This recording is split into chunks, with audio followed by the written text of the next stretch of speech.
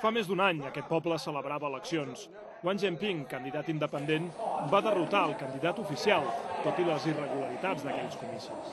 Des d'aleshores, Wang lluita per una gestió transparent i equitativa.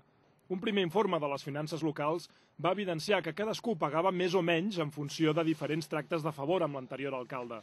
Normalitzar-ho va suposar un 30% més d'ingressos, però també una pallissa d'uns pinxos, 3 dies a l'hospital i la indiferència policial. 对他们来说，利益他们是至高无上的，所以对我来讲，他们就是一个最大的方案，就是影响他们自己的那个最大利益。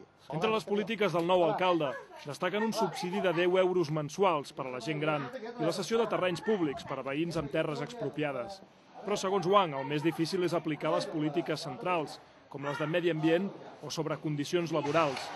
Aquí, on la població d'immigrants és 10 vegades superior a la local, Wang ha aconseguit que els tallers tèxtils separin els espais on els empleats mengen, dormen i treballen, per motius higiènics i de seguretat. Amb irregularitats, amb mancances, amb alguna història amb final feliç, les eleccions de poble i de districte a la Xina són ben bé un experiment. Una fórmula que li serveix al Partit Comunista alhora per intentar legitimar-se i també per observar i decidir si és arriscat o no estendre la lliure participació i elecció de representants a ciutats i a províncies.